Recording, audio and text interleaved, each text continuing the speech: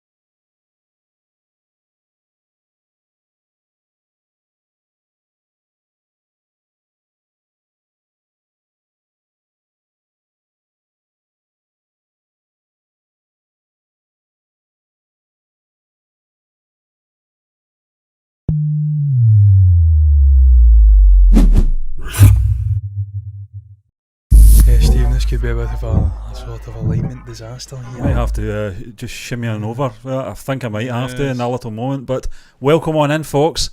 It's Monday night here on Entertainment News here at MB. We'd just like to thank you once again for joining us here on our YouTube channel and, of course, our Twitch stream. I'm one of your co-hosts, Stephen John McLaughlin. Our other co-host, it's John C. Walsh. How you doing, John? I'm doing smashing, Stephen. And just for context, we're going to do it. Yeah, do it. Yeah. There you go, Steve. Yeah, how you doing? This is great, isn't We it? never make eye John, contact. we used to do it in the old days, didn't we? Like, when we were probably maybe our first 5 shows we did, and then we went, that's weird. We're too close together. Just looking at each other's eyes. It's weird. It's different if you're across the room. If we had a sort of bigger floor space, it would be pretty normal. So what we do now is we just pretend we're in different rooms and stare into the camera. Because even when you don't have the split and we don't look at each other, it looks even more weird. It looks weird, it's like, what's wrong with these people? So what do we do? A pair of what's it called again? A pair of neurodivergent fucking weirdos here. They're so cold. Can't even look at each other. How can they look at anyone else in the eye? Motionless arsewipes. Yes, a pair of Spocks. Yeah, a pair of Spocks. It's life, Jim, but not as we know it. Sounds like a pair of trainers from the 80s. I had a right cracking pair of Spocks back in the day. I'm telling you, they were really good. But John, red and white. We're going to talk about James Gunn. He was boy, wasn't he? I know you talked about him in your last show. I think Tuesday, wasn't it? It was Tuesday, yes. So it was almost 6 days ago, and it was 6 days ago. It wasn't almost. It was 6 days ago. This is Monday. John, you did get a couple of comments, and I know that you did talk about this. I didn't get a chance to talk about it. I could have come in the chat and talked about it, I suppose, but that'd have been that's even weirder than what we're doing now. Why is he not there? Why is he in the chat? He's spending time in the chat. Why not just pop into the studio and talk about it? Yeah, James Gunn, John. He's current DCU Jim Gunn slate more planned than the original MCU. That wouldn't be difficult, to be fair. The original slate was pretty condensed. It was, small. To be fair. But I get what he's saying. This is part 1 though, and I think he's also sort of indicating that, you know, what we did before, not him, but obviously the studio. We're not going to copy Marvel. We're not going to copy the studios that we're rivals with. We're not going to dick around one of the leading actors playing one of the most iconic superhero roles in the history of cinema. You're not going to cast a man in his prime and leave him for like 10 years with crazy. No roles. Absolutely force him into cameos where his chest is revealed in a fucking Shazam movie. You know who I'm talking about? Yeah, the guy that said that had to have momentum before he had a sequel. Because you fucking dropped the ball. That's why you need momentum. So we can. Because you didn't fucking use them. Normal. So that's a bit better. There we go. And Stephen looks his right height for a change. Yeah, what's that? Stephen's a tall man. You need to understand. Stephen slouches a lot. Yeah, but even when I slouch, I don't know what it is. I'm not really sitting up straight just now, but Stephen I'm quite far away from the screen though, that's the only thing. Yes, he has to. Stephen has to go and get his back sort of adjusted. I have to get somebody to stand on it. You'll gain like an inch and a half, 2 inches. Yeah, it's ridiculous. He's a tall man, Stephen. Yeah. We have to stress that. I want to try and sit up straight here actually, but yeah. John, very much like your good friend Hamish on another YouTube channel, he looks quite small, but he's not. Smaller he's 6'4". Yes. I keep calling him wee man. He's not wee man, he's taller than me. He's a tall fella, but he's incredibly tall. John, I mean, James Gunn reveals that he's recently announced the DC Universe slate is more planned than Kevin Feige's original Marvel Cinematic Universe, and I'm just going to, there's a little quote in here, and you've probably already read it. It's in regards to obviously. Look at that. It's in regards to Gods and Monsters, Chapter 1, DCU's Chapter 1, Gods and Monsters. Gunn announced a total of 10 projects, both on the small and big screens for the franchise. In light of that, he also reveals that the DC Studios' plan for the initial era of the universe is more planned than Kevin Feige's original MCU vision. And this is what he said: "We're coming into a world where superheroes exist." I've not read this, to be fair. I have not read this quote. This is brand new information. Says Phoebe Buffay. We're coming into a world where superheroes exist and have existed for some time in one form or another, and that's the universe. And so we are telling a big, huge central story. Except for, I think we are a lot more planned out than Marvel from the beginning. He didn't have to say this, because we've got a group of writers together to work that story out completely. It's interesting, John, because it's very much what Marvel did with Tom Holland's Spider-Man. Didn't give him a backstory, an origin story. They just dropped him right in an existing universe. And that's what they're going to do with all these characters. Does it sound okay? Yeah. Yeah, it's alright. I just thought I heard something there. Yeah. So, what's your thoughts on that, John? I don't know if you discussed that on last week's show in terms of an existing universe. They're beginning this. All I really journey. got from last week's show was the initial Slate reveal via a video on Twitter. And then I didn't even see Peter Safran's sort of statement he released regarding it. The only information that was out there in the sort of mainstream realms at that point was that The Flash with Ezra Miller was going to be the sort of reboot. That was the enabler, the conduit into this new universe, if you like. That movie was going to change everything, and then it was wiped sort of clean. Well, not completely clean, because John Cena's Peacemaker is making a jump over, I think. I'm blanking on the name just now. Sort of authoritative figure from the Suicide Squad films. Yeah. Blanking on her name. Yeah. She's going to make the jump over her character. I think she's getting a TV show. Viola Davis, yeah. Davis, yeah. I can't remember her character's name. Obviously, Aquaman looks as though he's potentially going to make the jump. Ezra Miller could, but we'll get into that. So that's all I knew at that point in terms of existing universe and establishing new faces and a new sort of coherent story within it. That's all I realised at that point. It was actually The Flash. He was going to kickstart it. Stephen, he's sort of coming out in the press. I don't know if this is just for the press and to sort of build the hype for this movie. It's coming out in a couple of months, but the way he's talking, the way Peter Safran are talking, The Flash is potentially one of the greatest superhero movies ever made in terms of story. Yeah. They're praising it to high heavens. They would do that if that's the start of their universe. If they're using that as the foundation for what they're creating thereafter, they're not going to come out and say, this is god-awful. This is shit. I doubt it's going to be, John. We've talked about the Flash movie for a good part of 3 years now. And every piece of information we've picked up, we've liked. And to be fair to Ezra, it sounds like it's a banging story. And, it's just unfortunate, obviously, what's happened with the main lead over the past 2 years. This film would have been already out by now. We would have been talking about it. But I think a victim timing of the pandemic. That that as well. Yeah, I mean, you've got just to remember the actual that. actor. Yeah. And I think that had a lot to do with it. Yeah, a lot of people who are extroverted and out there lost the plot during the pandemic. Yeah. It affected them mentally. Yeah. They weren't going and throwing darts at people in a Hawaiian pub. But timing, John, has got a lot to do with it. I think this is good timing because now we've got Gunn on board and we've got this film in the can. I'm sure it's ready to go, and I'm pretty sure there's going to be a trailer dropping in the next month or so. Michael Keaton finally getting to see him reprise his role as Bruce Wayne. John, it was mental because there was another 2 projects he was involved in that just get binned or cancelled, and I'm like, I don't think we're going to get to see Michael Keaton again. It's going to be very unfortunate. Perhaps maybe one day they'll release those versions or his scenes or something like that. Maybe we'll get to see them in some kind of bonus DVD, very much like your man that played Marty McFly, which we didn't see for 30 years, Eric Stoltz. We thought never going to see that footage. Some of it's kind of leaked out eventually, but that's the way I was taking it. I was like, that's the only chance we're going to get to see Michael Keaton. And he shot nearly the full movie. It's crazy, yeah. And they just decided, no, it's not working. He's playing it too straight, I think. He's not really getting the vibe of what we're trying to create here. But Gal Gadot, John, as well. You've got to remember her as well. I think that character's dead. I think that's sequel. Patty Jenkins has lost a bit of lustre from her sort of reputation as a filmmaker after that sequel.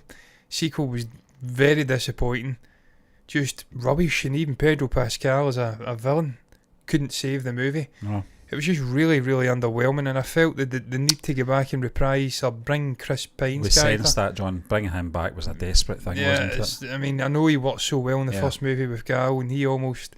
But he died. And you're bringing it back. It's, obviously, the way they worked it into the story was creepy as fuck as well.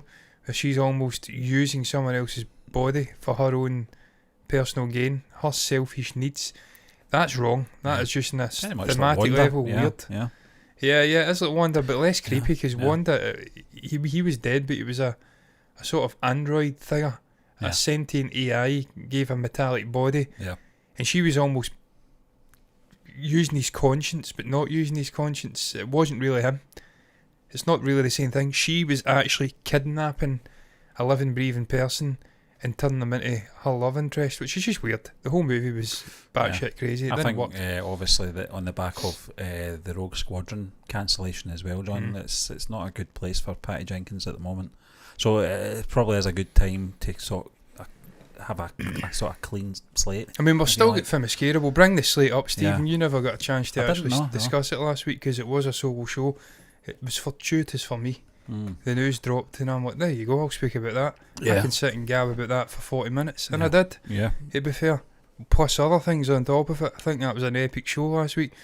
In terms of this though, Stephen, the DCU slate being bigger than the OG I've says MCU plans, as you says, that's not really a huge shout. The original Marvel Cinematic Universe was very much small in scale. The movies were small in scale. Simplistic little singular character stories with a simple villain. It was Jeff Bridges, wasn't it? It was a villain in Iron Man. And I think obviously in Captain America it was Red Skull, Hugo Weaving. Very small in scale. Loki really and well. Thor. Thor. Really well produced movies. But in terms of the actual world building, it started off in a really sort of, what's the word I'm looking for? Humble beginnings. And then what they built out from that over the ensuing 11 years was special. Kevin Feige's always said there hasn't been a secret formula. It's really just down to planning, and that's the key to it. It's just getting a plan together and sort of fleshing that out and executing it well. And I think Warner Brothers and DC just didn't do that. I think we were 3 movies into getting a Justice League. It was just too rushed. I think it was anyway. It was. It wasn't long. It definitely wasn't. You had Man of Steel. You had Dawn of Justice. And then Wonder Woman. And then into Justice League, way too rushed. Yeah, we didn't even have a Flash or anything like that at that point. He was introduced in was the it Justice League. Was it that? Was he? Did he not have a cameo in one of the other ones? I can't remember. I can't Maybe remember. not. I know that Gal obviously had Ben Affleck turned up in Suicide Squad as well, didn't he? Yeah, that was pretty good. I didn't mind that. But Gal, she turned up in Batman v Superman for a couple of scenes as well, which was interesting. I'm thinking about Aquaman maybe as well. Yeah, Aquaman as well. Yeah. But Stephen, what you're saying, you're right about Feige, a well-oiled machine, but it's really just planning things out and then executing it well. I think having a central creative force is the absolute key to that. Kevin Feige is there, he's omnipotent, he is the overseer, if you like. The filmmakers will come and go, the sort of creative personnel will come and go. Scott Derrickson came in. Edgar Wright was once in line to make the Ant-Man movie, then he left, and it was your man who came in and did it. I always blanking his name. Peyton List. Peyton Reed. Peyton List. I can't remember, I don't know. Point is that they're sort of disposable, but he's always there. He's always a sort of creative force. If James Gunn can do that over in DC, be the sort of singular creative force, everything goes through him, and even Peter Safran as well. They can work and almost project manage, I'm sure. They might not equal the success of the Infinity Saga, but I'm sure it will be much more coherent and much more successful overall than what DC have produced today. How do you feel about James Gunn taking on this role? Because surely it's going to have to be at the expense of him being a filmmaker for a while. Well, I mean, he's apparently writing the Superman movie that's coming out and may direct it. He's not confirmed. So I don't know. I think in terms of directing, he may take a step back, Stephen. You don't see Kevin Feige doing much directing. He was in line to direct the Star Wars movie, but then what the fuck's happening with that? Again, that's what's Catholic happening with Star Wars? What's happening with Star Wars? I don't think Disney. She's falling asleep. Yeah, they don't even know. No. Just doing great TV, and that's just fine keep by me. announcing things and then not doing them. Yeah, unless it's Kevin Feige or Dave Filoni, in which case it gets made because they make it. So, number one. John Favreau, Favreau, yeah. What did I say? Did I say something? Feige, yeah. Did I say John Feige? No, he said Kevin. Kevin Feige. Yeah. No, John Favreau and Dave Filoni, they make it so. Yeah, they do. But in terms of, where the fuck was I going with that? I don't even know. Sorry. In terms of, sort of like, just making it a coherent, singular, creative project where everything can spring out. That's the key to success. We says that with Star Wars, Stephen, with the sequel trilogy. The reason it failed is because there was too many voices birking about, too many changes to the plot. There wasn't an overall plot. Yeah. Obviously, J.J. Abrams came in, set it up. Rian Johnson came in, shot on top of it, did his own thing. J.J. came in, retconned half of his movie, and it was just a disaster. And that, you can almost say that's what is almost what happened with Snyder's universe in a sense. It was rushed. There was an interference from DC, the sort of head figures, their, I presume, creative figures, interference from Warner Brothers. There was just executive turmoil. Now we seem to have a guy in charge as an executive over at Warner Brothers. I think it's Warner Brothers Discovery now. He's sticking around. He's got visions of creating this DCU to rival Marvel's, what they've been doing for the last 10, 15 years. He's put Gunn in charge, he's put Safran in charge. There seems to be stability now, and that is the key. I think it will work. In terms of it being bigger though, I mean, I'm going to have to trust James Gunn in that. Yeah. But yeah, that was the question you were asking as well, Stephen. What about Gunn, man? Is he going to take a step back from directing?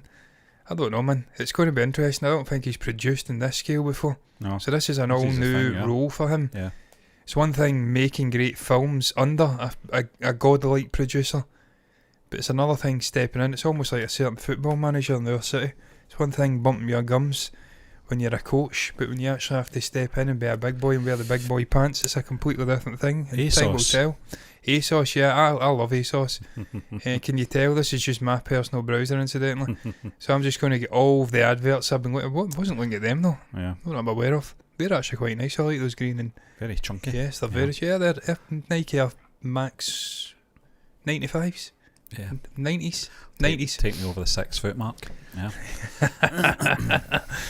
They're great trainers, Steve. I've had multiple pairs. They're comfy as hell. I recommend them. But you don't like Nike. Nah, never been a fan. Well, I was a fan, then I wasn't a fan. Yeah, I know why. Yeah. But they're all like that now, Steve. Yeah, I know. Every one of them are like that. But yeah, bringing this up, Steve, this is just the slate, because you didn't obviously discuss the Chapter 1, Gods and Monsters, the sort of slate. Waller, that's her. Amanda Waller. Waller, yes, that's the name of the TV character. spin-off, yeah. Viola Davis. Yeah. Right, well, you were right, you got it, not me. Yeah. Creature Commandos, that's the one that's almost the first all-new project in this universe. It's an animated show, Stephen, and from what I remember, the one takeaway from this that caught or captured my imagination, and I'd love to get your thoughts on it, is what Gunn says about this. Not so much this show, but where it's going to take the universe moving forward. They are casting voice actors and actors who can play live action and animated. Good, yeah. In the same role. It's not like a different guy. It's not like Mark Hamill, then it's Jared Leto or Heath Ledger playing Joker. Well, one thing about the DC animated stuff is that their voice acting is stellar. It's not as your traditional voice actors you would get in animated stuff. It's people that have done a lot of live action as well. Big names. And I'm quite happy with that. I think that's a great way to start it. One of the best things about DC is their animated see Batman movies. Becoming animated and it's the same actor voicing him. Yeah, I think that's great. I think that's phenomenal. That's a great idea. It's a great way to do it. It ties into what you said, Stephen, before we came on. You've watched a ton of the animated DC movies. Some brilliant stories, Gotham by Gaslight, and some other interesting ones. Lex Luthor's playing the president. Yeah. He's almost switching the roles, subverting. There is some great ones out there, John. One of the ones I enjoyed the most was a Green Lantern one. Yeah. And Always Crew, and it was fantastic. And that goes into that, the sort of Lanterns TV show. I'm pretty sure he says in the release last week, they are central. This story's central to everything they're building in this universe. And that at the time says that was a superb idea. We've not really had a definitive Green Lanterns live action project, be it TV or movies. I think Reynolds' one was the only one that was made, and it was a disaster. Such an interesting concept, Stephen. They're sort of almost like the police of that side of things, aren't they? They're like a galactic sort of police. Am I right in saying that? Yeah. They're kind of like that. They're like sort of... Yeah, they're their own kind of Justice League. Yeah, they're almost like a justice, force for justice. Yeah. And just obviously Hal Jordan, John Stewart, they're the two it's going to centre on. And I just like what they're doing with that concept. I don't know what your thoughts are. Do you want to see the Green Lantern taking a real positive influence in this universe? Because we've not really had a definitive one. Well. I think doing the TV series is probably the wise decision on that character and all the sort of related characters, John. As an introduction, see how it goes. See, just put the feelers out. Play it safe. That's what they're doing. Everything. Yeah, well, casting is everything, John, but format is key as well. I think if they were to release another Green Lantern film, it's a bit of a gamble. Because unless you're a really heavy comic book fan, you wouldn't have seen much of the Green Lantern. You would not have, I guarantee it, you would not have seen a lot of Green Lantern and the only thing you're really reverting back to in the last 20 years is a Ryan Reynolds film that even Ryan Reynolds hates. And so wants to shoot himself in the head reading the script. So it's a generation thing. I think if they can do this in a TV format and get people on board, I think it's the best. There's not a gamble there. And what we're seeing now, Stephen, is it's just seamless TV to movies. The actors, the sort of production values, on a technical level, it's seamless. It's funny. These TV shows are the same calibre as fucking blockbuster movies. I was going to say about 30 years ago, John, but maybe about, but I would say probably 30 years ago that wouldn't have worked. 20 years ago. I'd say 20 years ago. I would say 20 years ago with Buffy the Vampire Slayer. And the X-Files dabbled as well, John, and it worked, but it's one of those things that if you keep that sort of cast and formula going, it can work in a movie, and it did work. It did work because great writing. But even then, Stephen, Gillian Anderson made the jump. Also, Robert Patrick was a movie star. Yeah. But obviously, I'm blanking on his name. It's absolutely Duchovny. David Duchovny. Yeah. How the fuck do you blank David Duchovny's name? I was about to say Fox Mulder. Yeah. And I had it in my head, and I just couldn't get Mulder out my head. David Duchovny tried to make it as a proper like, film star and failed. Yeah. And I was just mentioning Buffy the Vampire Slayer, Sarah Michelle Gellar, not really a film star. No. TV, there was a clear line between TV and movie. Quality acting, yeah. In terms of acting. Yeah. Even 20 years ago. Now, Ewan McGregor's going and doing TV shows. Yep. Fucking, it's seamless. You've got big calibre actors. Phoebe Waller-Bridges writing, acting in movies and in TV shows. Donald Glover, movie and TV shows. These people are just seamless. They're transitioning back and forth. Yeah. So we're in a different era in terms of TV and movies. And I love the fact that they're doing this with this universe. It's something I've enjoyed. One of the things I actually have enjoyed from Phase 4 of the MCU, not really enjoyed a lot of the movies as much as previous phases, but the concept of TV shows, giving us more time to marinate with smaller scale characters. I'm not saying the Green Lanterns are smaller scale, but they're not Superman, they're not Batman. Yeah. They're not that level. But giving us that chance to do longer form, different medium of storytelling on TV, and they will have HBO Max. I think they're still with HBO, Warner Brothers. So they'll be utilising all the talent over at that sort of independent studio to give us brilliant content, man. So I've got full confidence that will be absolutely stunning. Yeah. Superman as well, Stephen.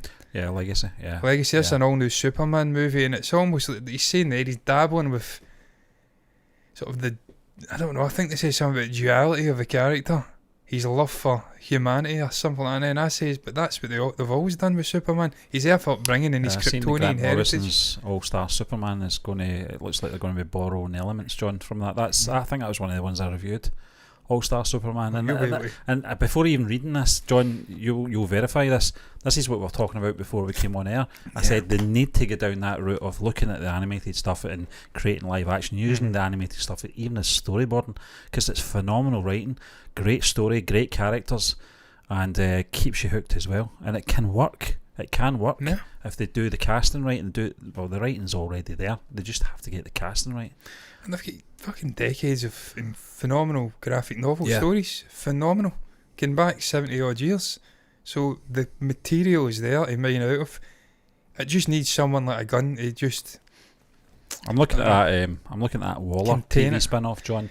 I'm thinking right away it's going to. She was an interesting character. She was almost played as a joke figure in that's what Suicide I was thinking. Squad. That it was like a kind of a semi-series, and the way I would do that would be like a sort of 70s sort of intro. Waller comes up and it's got the three screens all split and freeze framing the characters and stuff like that, different profiles. That would be brilliant. John, I watched an Andor 1978 intro. Oh my god, it was phenomenal. I love it when they do that shit. We watched that what was it, the Avengers 1978, and it was fantastic. There was something else recently that did something like that and it was absolutely phenomenal. They took something and they used that concept and it just worked beautifully.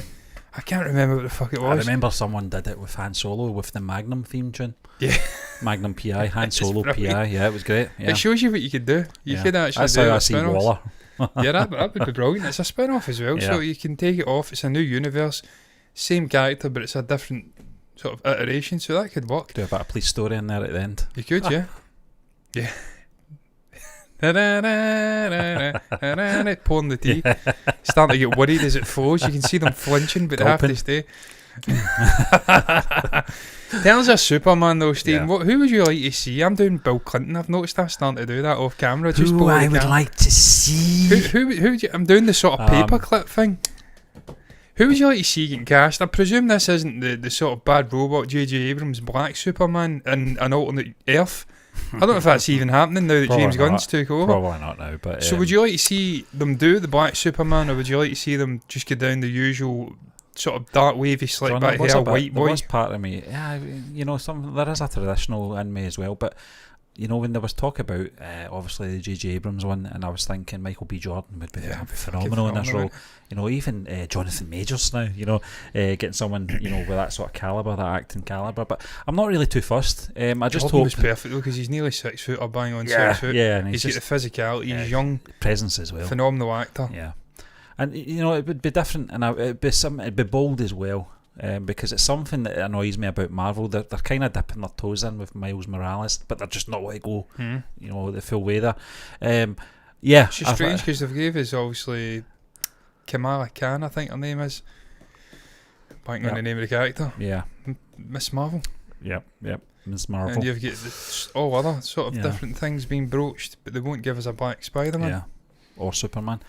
For DC up to now, but John, I'm not fussed. I can't really think of any traditional white boy actors out there. I mean, we've did the list before, didn't we?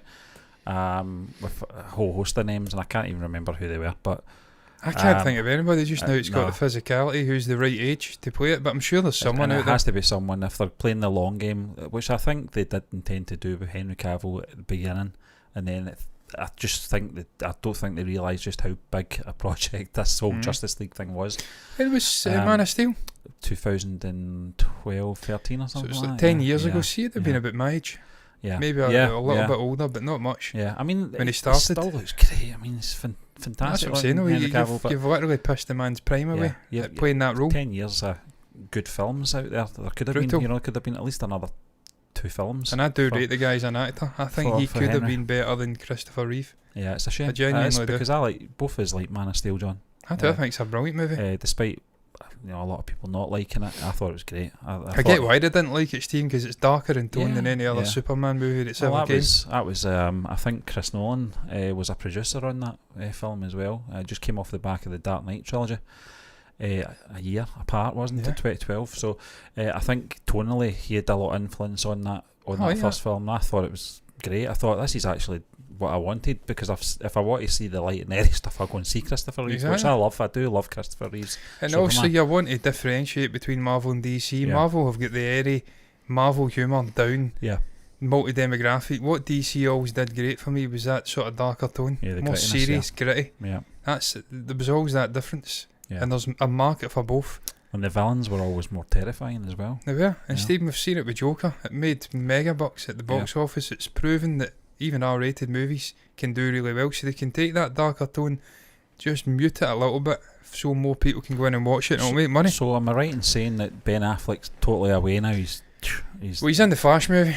I know that because he plays an almost like father figure to Barry, doesn't he, in that movie? Yeah, well, there's hints of that in Justice League. He was sort of taking him on board, taking him under his wing. So he's going to be in that movie. So there's going to be a new Batman introduced that isn't Robert Pattinson. Obviously, that's a separate. That's a separate universe entirely. I did appreciate that Gunn had come out and said the whole Matt Reeves thing is a separate thing and it's safe. Yeah, we're not interfering. Same with Todd Phillips and Joker. Yeah, because he knows. Gunn knows that those properties are heading the right direction. Yeah, and it will give Warner Brothers and DC a bit of good reputation back as well after the last sort of 5, 6, 7 years shit show it's came about. The only thing I'm worried about, John, is obviously studio interference. I don't think it will happen now. From what I heard, you always think that, John, but Campea spoke about the setup, and apparently he's answerable to nobody other than maybe Peter Safran. Those two are the 2 guys in charge, so they're not going to get dictated to by anybody. It's their projects, and they're going to get left alone to do it. I don't want to see what they did to Joel Schumacher. They absolutely ruined that guy's. They ruined his reputation. He wasn't strong enough, obviously, to deal with that. And at the end of the day, he's hired help on. These directors are hired help as well, and not just the actors. That's why I do like James Gunn as a choice. I know people have got an absolute raging hard on for the man on social media. This is the Snyder stuff, isn't it? Snyder stuff. They're trying to get him cancelled. They're trying to get him sacked. But this guy is very forthright with his views on social media, and I'm sure he is behind the scenes. Yeah. He won't take no nonsense. We will have this potted out. No shit. Ain't taking no shit. We bad. He'll have this potted out and he'll make it happen. I'm absolutely certain he will make it happen. Stephen the Authority is another movie. It's like a sort of winged fucking heroes who are slightly morally ambiguous. This is something that's completely different, and that's something that was the key thing out of that sort of announcement. He wanted to use the sort of crown jewels, Batman, Superman, characters like that, but then let them level up the lesser known characters around them so they can be crown jewels for a new generation. Yeah. And that's something Marvel did brilliant, I think, with Ant-Man. The likes of the lesser characters, Hawkeye, Black Widow, even the likes of, I don't know, the Winter Soldier, who in terms of outside the comics, lesser known, they took those characters and made them big names, and they popped on the screen, they made money. Yeah. So that's something he's going to try and do with DC. Do you think we'll see the return of Robin Wright Penn for Paradise Lost, the TV series? I don't know, Stephen. I don't know if it's set in the past, but it's in between both films, apparently. Well, I mean, that would be fantastic. Because the concept, I love it. I says it when it was announced. This Themyscira meets Game of Thrones. That's brilliant political intrigue, backstabbing, almost like a chess game. Lots of violence. I'm really looking forward to seeing that again. Did I call her Robin Wright Penn? Is that what I called her? You did, yeah. Yeah, I don't know if that's her name still. I didn't even realise her name was Robin Wright Penn. I thought it was just Robin Wright. It probably... I think at one point it was. Was it? I think at one point. It's Robin Wright. Wright. Was she married to... other name's Robin Wright Penn. Yeah, there you go. Well done. Yeah. Who was it she was... Was it? It wasn't Sean, was it? Surely not. I don't know. Yeah, she was married to Sean Penn. Yeah. Fucking hell. Divorced in 2010. I'm really on the pulse here. Yeah. Fucking hell, Sean Penn. It's just when Sean Justin Penn. Yeah, John, it's just when I said that, I went, I don't think that's her name anymore. But I just refer to that. But she's got the connection, John, obviously, with a successful TV series in the game, not Game of Thrones, House of Cards. A very pivotal figure, very forceful and dominant figure as well. And you saw that kind of suggested in, obviously, the Wonder Woman films as well. A very strong character, and she can carry it off. A very good actor. I'd like to see some veteran acting like her in this kind of series. I think they'll need that, and if it's going to be in the sort of mould of Game of Thrones, then it's obviously going to have a... I think it's going to be a short-lived series. I think it's going to, as well. Yeah, and other things. Really interesting to see that environment done completely differently. Stephen, what do you make of the Brave and the Bold? Yeah, Joey Tribbiani. I know you're not. Yeah. You're not a huge fan of the actual name. I don't think that'll be the final name. I think that's just a sort of working thing. Starring Drake Ramore, But I love the concept. Bruce Wayne's got a son he didn't realise he had. He comes out of the shadows, trained by assassins. Damon Wayne. Yeah. Actually thought I said Damon Wayans. Damon Wayans. How can he be son? See, he's a strange father-son story. He's apparently he's a little shit. And he's playing almost like Robin. So it's Robin in a different vein. Nah, I don't like this.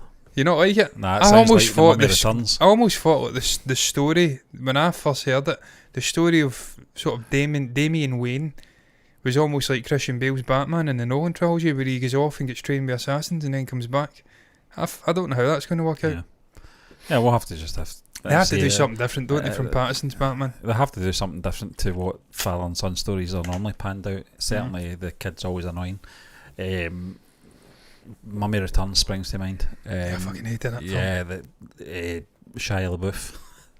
And I like Shire as well. So there's something about that. They just don't live up to the sort of legacy of their father. You know, it's a big shadow, and they just come off goofy. Julian Lennon. You know what I mean? It just comes off that way, and it's not their fault. It's just that they're big shoes to fill, and they always come off like a Robin. Yeah, and it's Haji. You know what I mean? But Jordan Larson. Yeah. Paul Dalglish. Fucking dreadful. They're all Haji guy. Yeah, it's Haji. Yeah. They're just. I mean, it's a name, isn't it? And they just. Yeah. just got to live off it. I don't think anyone. I mean, maybe Michael Douglas, to be fair. Kirk Douglas, Michael Douglas. I would say so. Yeah, I think that's that's fair successful. to say, Yeah, there's not many though. No, to be fair, there isn't many. We had a big Frank sort of Stallone, perhaps. You're like, it's Frank Stallone. I don't know who the fuck that is. Sly's brother. Is it? Yeah. No, I heard him in my fucking Played such a pivotal role in that first Rocky film. The guy in the street walking by. Hey, Rock. It's like a little Mo into it again with Gary Oldman. I don't know her name. I genuinely don't know. I don't think her name's even Oldman. No, it's not. Yeah, he's just completely disowned her. But little Mo. Yeah, I mean, Big Mo. But certainly not. Your brother. Yeah. Big Mo EastEnders brother. Fucking Gary Oldman. We know that. He's a fucking Oscar-winning actor. What are you talking about, man? Layla Moss. She's like, nope, I'm having nothing to do with her. I'm changing my name. She's probably married, to be fair. Fucking is. Maureen Oldman. Yeah. Why has she changed her name? Such an old-fashioned name, isn't it? Maureen Oldman. Yeah. She's like, nope, I can't have anything to do with Gary. I can't. What the fuck has happened? How did Gary end up related to this one? They don't even look the same, man. Oh my god, crazy, anyway, I'm going off a fucking cliff here. John, just to round it up, I mean, this is great news. Obviously, I know you covered it last week, and we've got a little bit more information out of this, but it's just opened up the door for more chat on this, because both of us, I think it's fair to say that both of us, we're not anti-Marvel. Far from it. John always makes this joke about his Captain America hat, his Captain America. I can't wear that hat anymore. And I love that hat as well. You can't do the impersonation that you do, because it might offend people, but we are Marvel fanboys as well. But I'm looking forward to this. John, there's nothing wrong with having or wanting, I should say, a successful MCU and a successful DCU. We kind of have both. It is allowed, and the fans can enjoy it. This whole divisional thing, I can't get my head around it. That's just life, Stephen. Yeah, that's just life. The tribalism of honestly. Want good content. God, Stephen. I went on Twitter today. Post Grammys. I just don't go on Twitter. I can't horrible go on place, it. It baffles me, the absolute weirdos that exist on this platform. Beyonce didn't win Album of the Year. Oh my god! Trying to laugh at Twitter now, because the sort of this white male. See the nutcases that are on Twitter that when everyone was a blue tick that was important, are not now. It's only the important ones that are gold, and all the sort of other ones that get blue ticks are either paid for the blue tick or their legacy. Yeah, which is sad. It's really sad. One of the comments though, it's just fucking madness. Talking about Harry Styles, this white male did not win Best Album over Beyonce, Adele. Did he? He did. He won Best Album, and I predicted that. By the way, I predicted he'd win Best Album, just because it was everywhere, Stephen. I knew it would happen. The songs were getting played constantly. He won Best Album, Best Pop Album. They're losing their minds, and I'm like, I cannot fucking believe what I'm reading here. This is why I don't come on this platform. It's just insane. These people are so detached from reality. It is fucking incredible. It's no self-awareness. Just astonishing. No, I can't live in that. They've been given a platform, and they think they can say what they want. And but they've not even got a platform. And they're important. They're not important. You're not important. Beyonce no one cares. Don't give a fuck about you. But anyway, John, we're going to move on. We're talking about music here. We're going to stay on music. This is music news. And it's all about Paul McCartney's new documentary that's coming very soon, Man on the Run. It kind of suggests and hints at where we're going. The run. With obviously the coverage of the Beatle himself. Paul, you have to shave, my friend. Macca. Yeah, some people suit a beard. You do not suit a beard, my friend. Not like that. Yeah. 50 years ago, yes. Clean shaven is the way for Macca. But John, the actual filmmaker did say this. I've always felt that the 1970s were the great under-examined part of his story, which is probably true. I mean, it starts off with obviously 1970s and a Great Depression, and by 1980s in a jail in Japan. So there's a lot in between there that happened, and I'm sure this documentary is going to cover it. But I'll read a little bit about this for anyone that doesn't know about it, including myself. I only found out about this the other day, and I thought this is quite interesting for our music section. It's coming in from NME. And he doesn't get to rewrite any more Beatles stuff because he's moved on from the Beatles now. Thankfully, you can claim everything you want. Yeah. I wrote Strawberry Fields. Did you, Paul? Okay. I wrote in my life. Really? Oh. A story about John Lennon's upbringing. You wrote it, did you, Paul? Yeah. Sure you did. Digi-I. Yeah, Digi-I. A new Paul McCartney documentary exploring the Manca. musician's life following the breakup of the Beatles has been announced. Man on the Run is set to be directed by filmmaker Morgan Neville and will draw on unprecedented access to a never-before-seen archive of Paul and Linda's home videos. That's and exciting, photos. to be fair. Yeah, Linda's stuff is top quality. The photographs at the She was end a of the phenomenal Beatles period photographer. was fantastic, as well as new interviews to chronicle the time between the Beatles breakup and the rise of Wings in the 1970s. According to a press release, Man on the Run will serve as the definitive document of Paul's emergence from the dissolution of the world's biggest band and the triumphant creation of a second decade of musical milestones. A brilliant and prolific stretch. As a lifelong obsessive of all things McCartney, I've always felt that the 1970s were the great under-examined part of the story, said Neville in a statement. As he was smoking pot. I'm thrilled to have the chance to explore and reappraise the crucial moments in a great artist's life and work.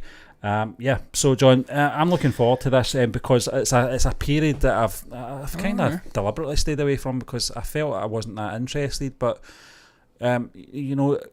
Paul McCartney over the last few years, and I know you mentioned about the rewriting of stuff and all that, John. I think he's at this period in his life where he's now concentrating more on his legacy and what he's leaving behind once he's off this mortal coil. Yeah. Yes. So I don't makes sense, and I do want to find out what he was doing in between. Surely it wasn't just, as you say, smoking pot and hanging about up a farm in Scotland. I think he was smoking a hell of a lot of pot because he get caught trying to bring it into Japan and also get arrested for it. But there's nothing wrong with that. Nothing wrong with smoking a bit of pot. If it makes you a more mellow, sort of better person, then I'm all for that. It should really be legalised. It's an absolute nonsense when you've got sort of political figures in this country and indeed all over the world taking harder drugs, cocaine, and getting away with it, and it's an open secret. Then why the fuck can a musician or some other individual not take marijuana? I can't get my head around it. It's legalised over in a lot of states in America. It's legalised in it's legalised in the Netherlands. And a lot of medicinal benefits, they're now starting to study it. So, in short, I'm going off on a wide tangent. Paul McCartney should have been allowed to smoke pot in the 1970s. You think of the albums the man produced, and I like all of the Wing stuff, and I like his solo stuff. I like Ram, I like McCartney, I like McCartney too. And getting into the 80s, his collaborations with Michael Jackson and some other artists, Stevie really Wonder, showing off his brilliant vocal range. Into the 90s, the man's always been reimagining himself, much like Dylan, one of the few from the 50s, 60s who just keeps reimagining himself again and again and again. He's still fucking singing just now. Yeah. I mean, lesser men are dead at this point. This guy's still doing 3-hour fucking... a new tour, John, a UK tour. He's doing 3-hour fucking concerts. Yeah. Literally doing 3-hour concerts. And you saw him in 2010. I thought at the time, I think we got him just at the right time. Yeah, but we did, to be fair. There was a period though, John, after that, I think maybe a 5-year period where his voice just wasn't that. And then I've seen a couple of concerts recently where he's kind of got his voice back. I think he's readjusting. Voice. I think he's been readjusting, obviously, the sort of, what would you call it? To match his vocal range now. Yeah, I'm blanking on the name of it. Pitch. Yeah, the pitch. There's another one as well we use. Because I've watched him and I thought he's actually not as bad as he was maybe 5 years ago. I don't know. He's getting a lot of help now from the band. The drummer, the boy who drums from is brilliant. He does a lot of backing vocals. The two guitarists, your man, always blanking his name, Rusty Anderson. Yep. He's a brilliant singer as well. So they do help. They come in and do a lot of vocals. And I'm sure when it's also, you hear some of the notes, he still tries to go for really complex ones, like Maybe I'm Amazed. I mean, Helter Skelter. Yeah. He doesn't shy away from it, and it doesn't sound amazing at times through the TV, but I'm sure the mix at the actual concerts, it still sounds brilliant, because all their voices will be combining. Pardon me. Once you get an itch in that throat, it just doesn't go away, and I will be crying in a moment. This is what I should have did when we were watching All Quiet in the Western Front. Just start coughing so I could cry and look really emotional. But that's not the way I am, sadly. But yeah, Stephen went off on a mental tangent again. Yeah, it's obviously he's been open in his sort of usage of drugs through that period, and I hope they don't shy away from that in the documentary. I hope we see warts and all, because you've got to see the good, the bad and the ugly of a human being. I think that's how it'll start though, John. I think it'll start off on a farm in Scotland, He was in a dark place. Obviously, Muller Kintyre. I was depressed. He was Yeah. drinking, I think, a bottle of whiskey a day. I think it was Linda that said, right, you don't want to be doing that. He has come out, he's talked about this briefly on Parkinson, etc. in the sort of late 90s, early 2000s. But like you, I don't want him to shy away from this. I want it to be as open as possible. But it's Paul McCartney. Paul McCartney is the ultimate glossed over sort of lifestyle, and I don't think it's all through fault of his own. I think obviously Apple had a lot to do with it as well in the later years of the Beatles stuff, that kind of bookend and everything was rosy, all that kind of thing that Lennon talked about. Stephen, I love that interview he gave in like 68, 67, talking about LSD, and he just slapped the press down. Yeah, I'm going to be honest with you, and if you want to worry about that's the influencing McCartney I want to see. Yeah, young people, then that's on you. What you do with this story once I've gave you it, I don't want to see the persona Paul McCartney. I don't want to see the hey all that. Doing that sort of, yeah. I don't. I want to see. He kind of scratches, doesn't he? He does driving his boat. Yeah. Yeah. That's what. Well, but stating that aside, man, the music is there as well. To go off and do another band, obviously Wings weren't as successful as the Beatles, but like so was it Denny Lane and obviously Linda coming in. They're only the band that the Beatles could have been. Partridge. They've still created some brilliant songs. I love Let 'Em In. It's one of my favourites of his post-Beatles. Denny Lane, doing the drumming, brilliant drumming. Obviously, Band in the Run's outstanding. I love the vast majority of the songs on that. We were just speaking about it the other night. Picasso's Last Words. Last Words, yeah. 1985. There's some brilliant songs in there. There's another one as well. Silly love songs, if you like that kind of thing. I don't actually mind that song, to be fair. He played like that the live. bass. You went to the toilet during it, but I actually quite liked it. I remember that. John, it's funny you should say that, because see, when I was at the Gents, I could hear the bass. Yeah. And the bass was fantastic. The bass was it. That's what I love about going to concerts. Yeah. Actually, you feel it vibrating through your chest. It's brilliant. You can actually feel the music. So the music in that period is definitely outstanding. There's a lot of sort of reverse engineering in the last 20 years, at least, about the solo careers of the Beatles. I've got that line stuck in my head now we're talking about that song. What's wrong with that? I need to know, 'cause here I go again. Fuck off, Paul. You're better than that, mate. But George Harrison's doing. Everybody wants to say George Harrison was the most successful Beatle. Post-Beatles, he fucking wasn't. He wasn't. I have these arguments on this Beatles group. He simply was not. He had an outstanding first album, and it was George. Yeah, I loved him. I did. I thought he was a great guy. And John, you've talked about this. He's out of the four. He was probably the one you would want to go to the pub with. Oh, absolutely. He's my humour. Yeah. And we watched. There's a brilliant video that's still kicking about on YouTube of Jonathan Ross just strolling up to a pub in London, I think it was. And he sits down and has a drink with fucking George Harrison in this pub, drinking Guinness, interviewing him. I'm like, I wish I was fucking there. Yeah. I'd love to spend a night with that guy. John was there as well, strangely. Yeah. But you're absolutely right. He's a brilliant guy. I don't think it's arguably. I think it's definitely, Paul McCartney has been the most successful one out of the four of them since the breakup. Obviously, John Lennon's life being cut short. We just won't know what he would have come out with, but Lennon's solo career for me is probably the most enjoyable for me. It's just a personal thing. I don't think there was a bad album apart from maybe that New York one I didn't particularly like. It was too political and naive for me. But I think the rest of them, Walls and Bridges, Mind Games, fantastic. Absolutely. Also Plastic Ono Band and Imagine. Yeah, Double Fantasy. Milk and Honey, even Posthumous. Yeah. Some brilliant stuff on there. And look, the first two Lennon albums are every bit as good as what George Harrison put out. Stuff, you mentioned it, John. I love McCartney. He reinvented himself all the time. Every 5-7 years he would come out with something different. Coming Up, a fantastic track. Also had its sort of breakthrough in Glasgow. Apollo. That is the version, the definitive version. Yeah. And I just want to address that. I hope he addresses the whole Paul is dead shite in this as well. He won't. No. But just show the video of Coming Up of him standing in his Beatles suit with the hair styled the way it was, and ask people if that's not the same person from 1965 and back, because they are talking absolute shite. Yeah. It's the same fucking guy. As well. So I'm looking forward to it, man. I really am. It seems to be between the Beatles and the Wings that I don't think they're going to cover the whole No, they're not going to do decade. that. It doesn't look like they are. So it's just the 70s. It just says to chronicle the time between the Beatles breakup and the rise of Wings. So so it's between that. So actually, I mean, that's fine. I don't think we're going to get the whole, and I hate this when they do this, when Paul McCartney's on an interview, they talk about John Lennon's death. What else can the guy say about it? He can't say anything. You know, it's a terrible thing to keep reminding him about.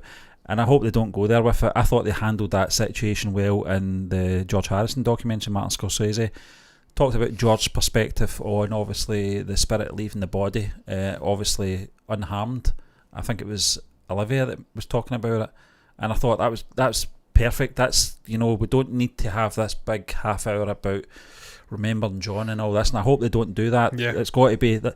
I don't even want them to do Beatles stuff in this, to be honest. Steve, that's what I was going to say. When you're talking about, he's more about legacy now, protecting his legacy. I think the reason is he almost is.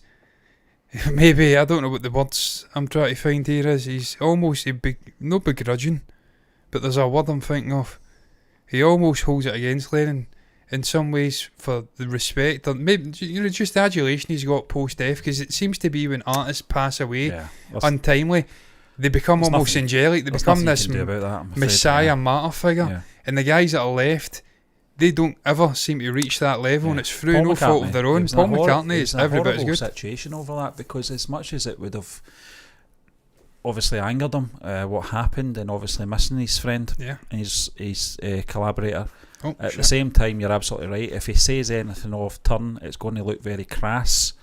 Obviously the whole there's all shit talking. It's a drag in it, you know, but he did say John would have hated this sort of martyr figure thing that they've portrayed him as, but he had to say it a careful way, that it wasn't coming off as if it was like jealous or snidey or anything, because it is it's a sensitive thing. I tell you put me in his shoes, I would have definitely have said something, because there were actively people at that time talking down him and the other Beatles contributions to the band, and I'm a Lennon man, he's my favourite, but they were chatting shit about the likes of McCartney, so I think he likes to try and readdress it at times. One thing's for sure though, John, between the two of them, and I think a lot of people have said this, if anyone ever dissed Paul McCartney in front of John Lennon would go for them and say, I'm the only one that can do that, and vice versa with Paul, if anyone badmouthed John, he would be on them right away, defending his name. And right, so but I'm really looking forward to this, man. I'm really looking forward to seeing. I love seeing the sort of Beatles and post-Beatles related content. The fact there's archive footage with him and Linda, potentially up at the farm with, why am I blanking on the dog's name? Fucking hell. Martha. I'll tell you something else I want to say, and I liked it in that, I can't remember what the TV channel was called, Hulu, the McCartney thing he did with Rick Rubin. They did the whole isolation of the tracks. I want to see them doing that with McCartney's solo and Wing stuff, isolating the tracks, because I think that's so fascinating. And the final thing I'll say is I like the fact that it's exploring that sort of grey period, because there was some heavy Beatles inspiration in the things like Maybe I'm Amazed, and you could see the sort of transitioning. Just seeing this guy establishing himself as a different entity post Beatles, that's going to be something really fascinating to see in a documentary. I love the documentaries from this period. Yeah, I can't wait. So Harrison ones, the Dylan ones, so really looking forward to it.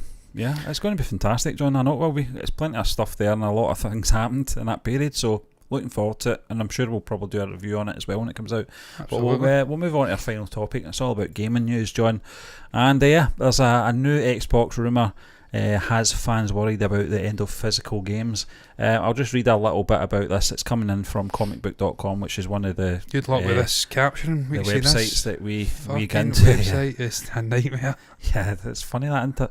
It must be the way it's coded. But a new Xbox rumour has fans worried about the end of physical games. Every year, digital games grows in popularity largely due to the convenience of buying games digitally. That said, the combination of collectors and those gaming on a budget, as physical games go on sale quicker and deeper, and they can be traded back and shared, we used to do it ourselves, John, has been enough to keep the retail market alive. Further, in parts of the world where a good internet connection is impossible, digital gaming isn't really an option. All of this suggests the physical game market is going nowhere. However, a new rumour has some questioning the line of thinking.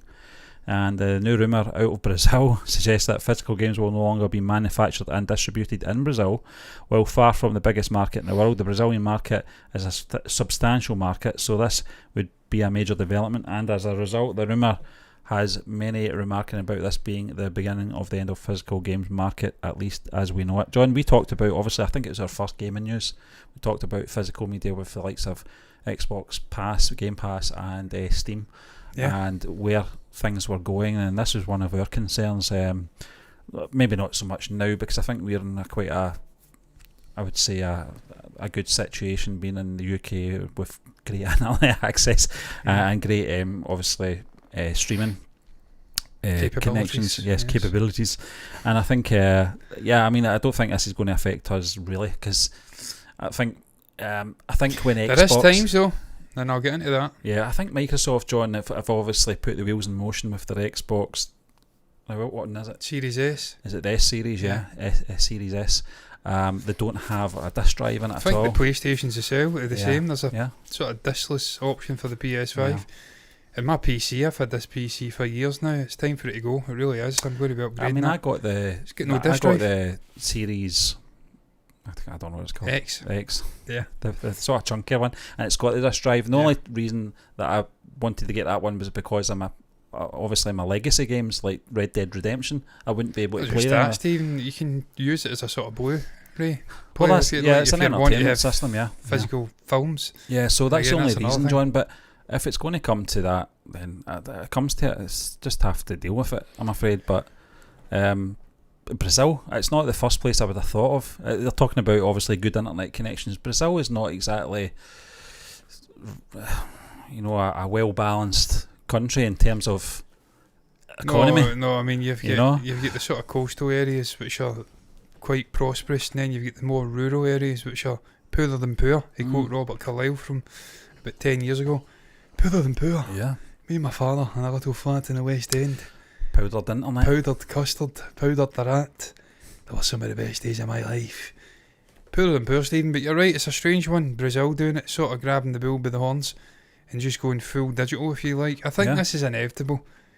Inevitably, it's going to shift to digital, but with that comes the consequences of if there's a blackout in terms of internet, or there's just an issue with servers and it's cloud-based gaming, or even if you've downloaded the video game via like Game Pass, for instance, and you require a continual access to the internet to play the game, you're fucked. Even if it's an offline game. I've had this. I've had issues where Game Pass has went down for a few hours. I can't play my games, even though I've paid for the pleasure of playing it. Yeah, you think, and it's downloaded. Yep. You think you've got all the information. No, but you need a continual sort of connection just to validate that you're not doing anything nefarious with it. Although with Game Pass on the PC, you can't even access the fucking game files. They've got them hidden off in some hidden folder, so you can't even mod it or nothing. Yeah. But you can't get access to the game. The game is out of bounds for the time that obviously the servers are down. So that's the one issue. You need to have really good servers on the sort of developers and the gaming studio sides, and you need to have a great internet. And until we've got a sort of widespread, brilliant fibre connection, or even quicker, I don't know, like gigabit, I think it's like I think that's the quickest now. It's probably quicker. Yeah, I think every that's when we can truly go digital. Yeah, I think every medium has its own sort of pitfalls in terms of that having that sort of smooth transition. But I think in terms of gaming, it will take a bit longer. When it comes to things like books, we've had obviously digital books for a good 15 years now. That's one thing I'm not having. Yeah, because you like your book, John. But it is happening. We've seen it obviously digital media. Obviously my job is a big part of digital and things like that. But you're talking about demographics, and you're talking about things like newspapers, and I think books will always remain because of the generation thing. It's going to be maybe something 50 about years. Having a book in your hands. Yeah, I think it's going to be 50 years, John, before that shifts in those mediums. Games is a different thing altogether. You don't actually physically hold the game itself. It's the disc it's on. You don't really do anything with the disc. You don't read the disc or anything like that, or play the game on the disc. It's been in a constant state of evolution, Stephen, for the last 40 years, if you'd like. I used to play in my granddad's old sort of, I don't know what it was, fucking Amiga. I think it was even further back than that, Stephen. Commodore. It was like a Commodore, 64. and it was like floppy. It was like these raggedy ass floppy discs. It then went to an actual like disc. It wasn't a floppy disk. It was like something else. This weird thing. Then it became a 40 disc thing with the Amiga. Then it went to CD. I know it was cartridges. With also the Master System and I think the Nintendo's. Went to CD. I think Nintendo tried to do a little mini disc thing at one point with GameCube. Then it went to CD, then it went to Blu-ray, and now we're getting into digital, so it's constantly evolving. It's an upward trajectory. Humans are always evolving, continually technologically. It's something the likes of Joe Rogan speak about, this drive to continually evolve and chase the new and best thing. Eventually that's going to lead to physical medium dying out. It's happened with music, it's happened with film, or it's happening with film. There's very few people now, I think, outside of your purists actually get huge a lot of collections. People's concerns are censorship, though. I think in editing, especially with obviously literature. This is something that I think obviously the Nazis would have thrived on. Oh yeah. Being able to get in and erase things just willy nilly, and there's nothing you can do about it once everything's on digital. I mean, I watch a guy, Jimmy Corsetti, Bright Insight. He politically doesn't align with me, but what he says is absolutely bang on. The change in Google and search engines, they're actually it's so hard to now get away from mainstream results. If you want to go off piste, it's nigh on impossible.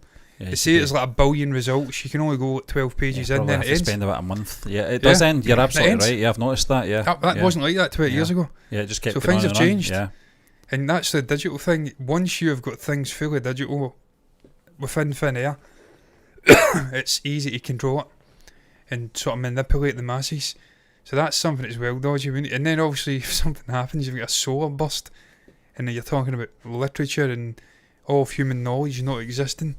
You're losing millennia of knowledge. I'm pretty sure there is a library that. There will be. I think the Vatican. I think they do I think there is somewhere in America that has vaults for like films and stuff like that. I'm pretty sure George Lucas's original Star Wars is in there. Yeah. And they had it removed when he did the special editions, and because he didn't want that original film existing again. He's a clown at times, George. So it's silly, but. Yeah, it's a dodgy one. I think they'll always have that backup, but I think for mainstream and for just the populace, I think it is going to be getting harder and harder to get that, which is going to have a knock-on effect. Obviously, bookstores, we've obviously seen it, and obviously record shops don't really exist anymore. Video shops, that's obviously like Blockbuster, etc. They're gone. Global, all away. It's only one Blockbuster in the States now. And John, it's like phone boxes as well. You don't really see phone boxes anymore. Oh, they're still there, Stephen, but only dodgy bastards go into them. Pissing in. And newspaper stands. That's a thing of the past as well, or it is going that way. I've just actually seen a newspaper today for the first time. It's very. There is a shift, Well, there is, but as I said, I think with different mediums, it'll be different pacing. Just because of generation. My dad still gets a paper. He's just about to turn 70. But I think maybe in the next 40, 50 years. Do you think of teletext? I don't think teletext was your way of finding out football scores. Yes. Fucking transfer rules. No, it's everything. It's instant. You pick your phone up, boom, it's all there, man. It's mad the way things have transformed in the last 15 to 20 years. Yeah, it's very fast. And it's going quicker and quicker. I could go down a rabbit hole with this conversation, AI and stuff like that. Apparently we are on the brink in terms of sort of an uprise. Not an uprise, but on the brink in terms of sort of evolution of human technologies and stuff like that. We're about to reach a singularity. Yeah. No, just in terms of fucking things being invented before we even know it. And just a completely different world that revolutionising everything. So that's coming very quickly. Yeah. The next 5 to 15 years, they're saying, maybe even if you're pushing it back 20 years, within our lifetimes, it's going to be a completely different existence. So, can't wait. Digital video games is the least of your worries. Believe me, the least of your worries. I'm looking forward to it though. Fuck it. If we've got a sort of Skynet situation, then I'll go out with a bang. I'll be John Connor. Yeah. I'll change my name. It's absolutely fine. I'll just pretend I'm one of those droids. I don't think I'll ever be self-aware to that extent. Never. Just do that thing your eyes at. Great acting now. What does that mean? Better say something quick. Yeah. Takes one to know one. Talking about that last night as well. Takes one to know one. I could easily do it. He's dead tired. That's going to round it up, man. Yeah. We're done. This is another epic, Stephen. All of these Yeah. shows seem to go well over an hour. Well over an hour. I don't know why. We've got but another show as well to we record. just like talking now. We just can't shut the fuck up. I can't shut up. Don't know about Stephen. I think it was that sort of tangent you were off with McCartney. Yeah, speaking about marijuana, let's legalise marijuana now. Actually, I forgot what we were Legalise talking about. I had to look at the headline. Legalise What were we talking pot. about? I want a Yeah. pot fucking cookie. I want a pot brownie. Legalise it now. Yeah. But yeah, man, let's go around it. What's your thoughts on the current state of the DCU? Apparently, slate of the DCU. James Gunn has said that it is bigger, more planned than the original MCU blueprint, overseen by the brilliant Kevin Feige. What's your thoughts on that? Are you excited for it? You think James Gunn is the right man to be controlling the creative processes over at Warner Brothers? Share your thoughts down below about that. If you have anything to say at all, I'm just continuing to speak because my throat, if I take a breath, my throat will then become incredibly irritated and I will cough again. And I will look like Marty Feldman because my eyes will look like Arnold Schwarzenegger from Total Recall. Eyes will be popping out my fucking head. What's your thoughts on the other topics we touched upon? Paul McCartney's got a documentary coming out sort of detailing his post-Beatles, the rise of Wings period, 1970. Share your thoughts down below about that if you've got anything to say. Finally, what's going to happen with video games in the future? Digital only. Looks like we're transitioning at a great pace to a digital era. I'm already there, to be fair. I can't remember the last time I bought an actual physical game, physical anything. I'm in the digital era.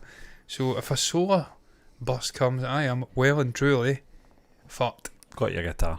Got my guitar. But I'll not even be able to tune it because I don't use an actual physical tuner. I use an app on my phone. And if I can't charge it, I'll just have to learn by ear. I'm fucked. What's your thoughts now? You can share your thoughts down below about that and anything you feel compelled to share. Down below in the comment section is the place to put it. You can also like the video if you've enjoyed it. Subscribe to the channel, hit the bell icon to get notifications straight to your eyeballs. Do the same thing over on Twitch. Follow button, notification button over there. Regardless of what you do though, me and Stephen are done. Thank you for watching if you have indeed watched. And until next time, bye bye. Incidentally, I'll be a 34-year-old by the time I come on again. It's better fought for me. Last 40. Well, it's not the last 45 minutes. It's technically 10 hours, 11 hours until I officially become 34. It's better fought for me. I'm fucking depressed. Bye bye.